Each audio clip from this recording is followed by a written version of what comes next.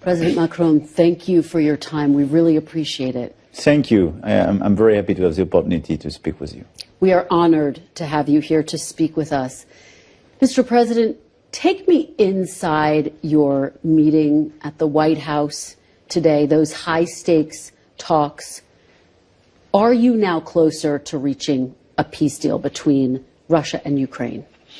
Look, I do hope, and I really believe it was an important meeting at the White House this 18th of August, with President Zelensky, President Trump, and a series of European leaders here. All of us, we want peace. All of us, from day one. And this is very important. Second, all of us are very clear that we want to stop the killings as soon as possible. You can call it a ceasefire, you can call it a truce, an armistice, but we want to stop these killings. Number three, all of us, we are clear about the fact that we want a robust and long-standing peace, which means no peace without what we call security guarantees. Why? Because we want to preserve Ukraine from risk of new aggression after this peace, and we want to contain Russia as an aggressive power vis-à-vis the rest of Europe. Here are our objectives, and I think we did progress because we converge, all of us, first to work very actively on security guarantees. So from tomorrow we will work very actively, and you know, we launched in February this year this coalition of the willing. We have now 30 countries, and we co-chair with the UK this coalition, and this coalition will work very actively now with the United States of America, which is a great news, in order to provide, the day we have a peace agreement, these security guarantees together. And second, we decided as well that a bilateral meeting between President Zelensky and President Putin will be organized, and this is the clear outcome of the discussion at the end of our meeting between President Trump and President Putin. And this bilateral meeting will be followed by a trilateral meeting between President Zelensky, President Trump, President Putin. And I proposed as well, as a follow-up, that we enlarge and have a multilateral meeting, because the Europeans, probably the Turks as well and some others, have to be around the table, because we don't just speak about the security of Ukraine, but the security of the whole Europe. So on all these points, we had a clear convergence. And for me, it was very important today, after the meeting between President Trump and President Putin in Alaska, to have this clear convergence of Europe and Ukraine and the US on these key outcomes. I want to delve into all of those issues. I do have to ask you, President Trump was overheard on a microphone talking to you, and he said, quote, "I think he wants to make a deal," meaning Putin. "I think he wants to make a deal for me." You understand that? As crazy as it sounds. What went through your head when he said that to you? I think if, at the end of the day, if we have a deal which is compliant with this long-standing and robust peace, this is a great news. And your president, indeed, is very confident about the capacity he has to get this deal done, which is a good news for all of us, and can break this, I would say, this daily killings, which are the responsibility of the Russian aggressor. So I think it's a great news. My point, and this is why we've worked so hard during the past few months, and we need this convergence, is to be sure that this deal is not detrimental to Ukraine and Europe. And all of us, we want a deal, and we want a peace deal. But we want to make sure that this peace, and so this deal, will be something which will allow the Ukrainians to recover the country and live in peace, to be sure the day after this peace deal that they will have sufficient deterrence power not to be attacked again, and to be sure for the Europeans that they will live in peace and security. So this is the nature of the peace, which will be now the core of our work. But I think this is a great news, and indeed your president is very confident about his capacity to get this deal done with President Putin, and it's great. Let's talk about the issues. You were very firm. You still think a ceasefire is necessary. President Trump, on his way to Alaska, said that he wanted there to be a ceasefire agreement. Otherwise, he said there would be very severe consequences. Do you think a ceasefire is still possible? I do hope. Let's call it once again truce or ceasefire, but we have to stop the killings. First, for humanitarian reasons. Second, because if we want sincere, reasonable, comprehensive talks in order to build a peace, you cannot organize this discussion, in the middle of the bombs. Look, today we were with President Zelensky. President Trump called President Putin at the end of our meeting, and we meet again right after this call. In the meantime, the Russian army organized a series of strikes on civilians in Ukraine. So it's impossible for an Ukrainian president and Ukrainian officials to have talks about peace as their country is being destroyed and as their civilians are being killed. Did you, all of the European leaders, press President Trump on that point today and insist that he continue to apply pressure to Putin for a ceasefire right now? I will be very clear on that. President Trump was the first one to propose a ceasefire in February. In March, President Zelensky accepted the unconditional ceasefire in Doha. The one who always refused a ceasefire has been President Putin. So should President Trump impose sanctions on President Putin now? And President Trump was very clear on the fact that after Alaska, his perspective is not just to have a ceasefire, but a peace deal, which is much more comprehensive. So it could be a good news, but it's clear that a peace deal will not be written overnight. It will take time, probably a few days, few weeks. And during this period of time, we need a truce. This is why I call it a truce.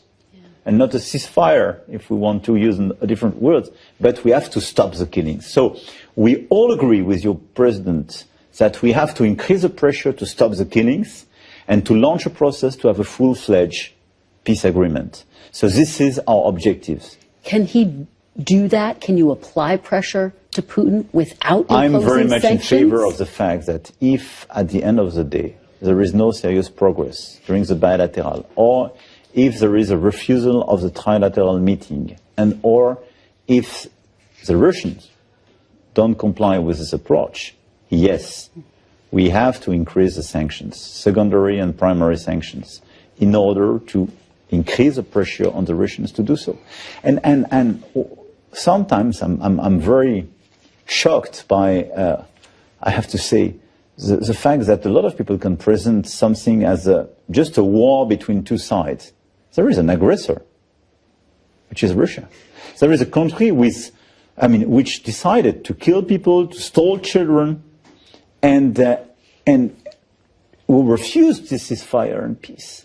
So we cannot just create an equivalent situation between Ukraine and Russia. Let me ask you about the discussion over security guarantees. Yes. What exactly did you agree to as it relates to security guarantees? Does that mean European troops? And does that mean U.S. troops? Look, I think for me it's a very important progress of the past few days that your president expressed a clear commitment of the U.S. to be part of the security guarantees. It's brand new. And last February, when I took the responsibility to gather a series of European leaders with President Zelensky in Paris, and we followed up in London, and we created this coalition of the willing. And it was a reaction to the feeling we had that we could see a temptation to go to a rapid peace, but without any guarantee for Ukraine. And we know what it means. It was Georgia 2008, but it was as well Crimea 2014. And there is full certainty that if you make any peace deal without security guarantee, Russia will never respect its words, will never comply with its own commitments.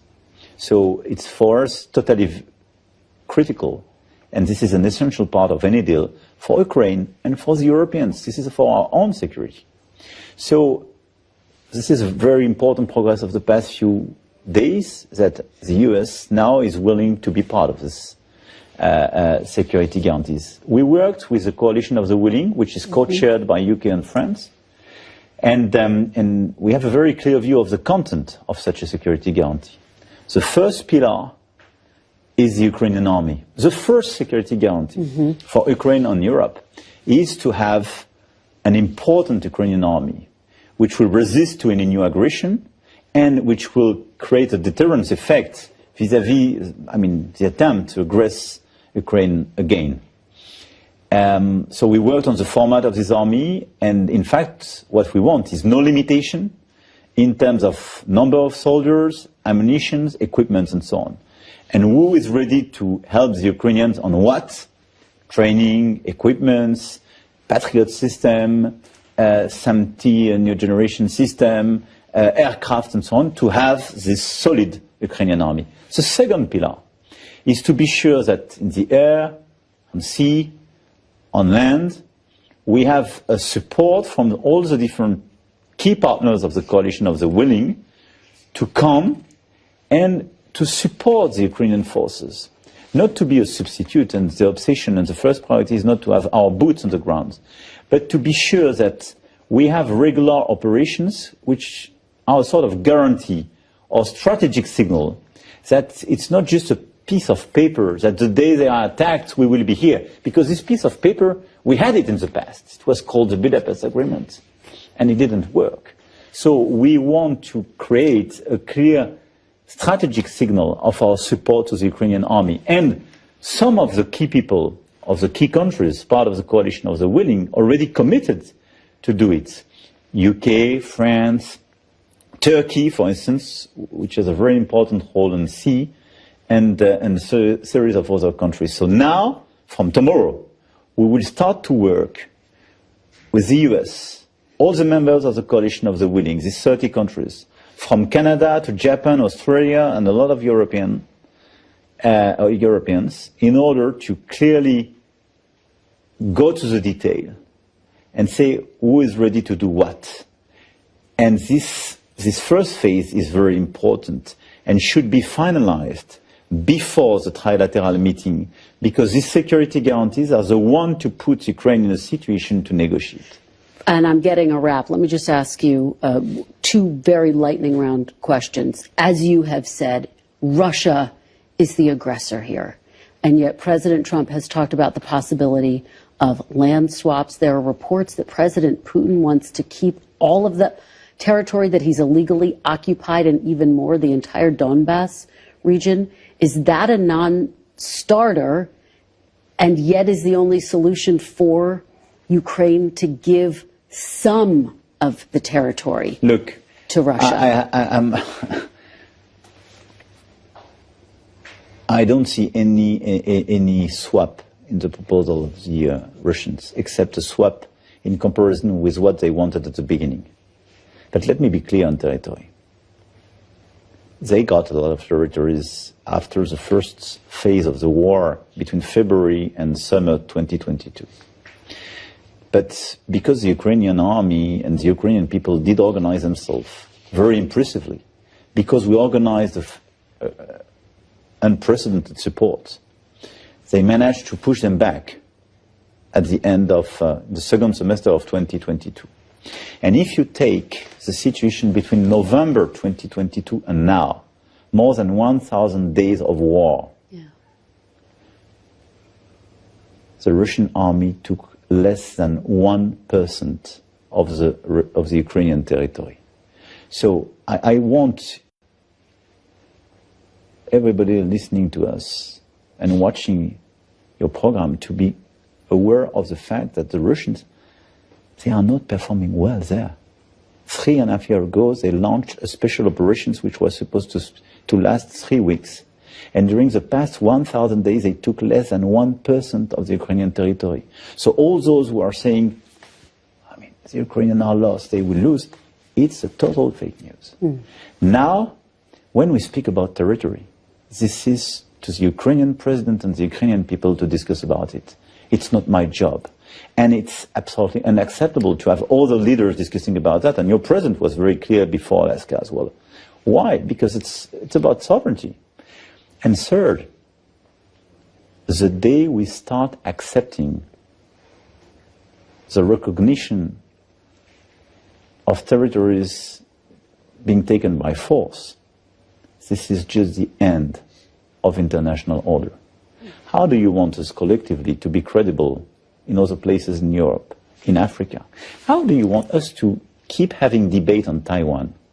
Do you believe once again if we recognize part of Donbass or Crimea or I don't know what, and you say, okay, because this is, I don't know what, nuclear power, it's okay. There is no more international order. This is not compliant with the UN Charter. And the day after, our collective credibility, the US, Europeans, all these permanent members of the Security Council will be totally zero vis-à-vis all the others who think we are the garant, in last resort, of this international order. I'm getting a wrap, but very last question in a few seconds. We are going to see this meeting between President Putin and President Zelensky. What is your level of optimism as we sit here today that they can break through this logjam? Look, I think the optimism of your president is to be taken seriously. So if he considers he can get a deal done, this is a great news, and we have to do whatever we can to have a great deal being fixed, concluded. But a great deal is a deal with security guarantees and a robust peace. As far as I'm concerned, when I look at the situation and the facts, I don't see President Putin really willing to get peace now. But perhaps I'm too pessimistic. But so I think it's very important to launch this process. I think it's very important we build these security guarantees. This is a game changer for Ukraine and for the European security. And I think we have to launch the process of this bilateral meeting, this trilateral meeting, and this multilateral meeting. But I think at a point of time, probably, we will have to increase the pressure on Russia to be sure they want peace. Because as long as President Putin and his people will consider they can win this war and get a better result by force, they will not negotiate. This is my feeling and my conviction. So it's important to remain united. This is a key message of the meeting today, to be lucid about the situation, to be committed, and we are. And I will do my best, and France will do its best to have a positive bilateral and trilateral meeting and to deliver the results following these lines. But we are ready as well to step up sanctions and tariffs in order to increase the pressure. And I think it will be very important, in case of failure of such a process, that your president as well takes the baton and increase the pressure. President Macron, thank you so very much for your time tonight. Thank you. We really appreciate it. Yeah, this is my pleasure, and thank you very much. It's an important issue, and if I may just final word, I think what's happening in Ukraine is extremely important for Ukrainian people, obviously, but for the whole security of Europe, because we speak about containing a nuclear power which decided just not to respect international borders anymore. And I think it's very important for your country, because it's a matter of credibility. The way we will behave in Ukraine will be a test for our collective credibility in the rest of the world. So this is why I'm here today. Thank you. President Macron, I have many more questions, but I will leave it there because I want to respect your time. Thank you.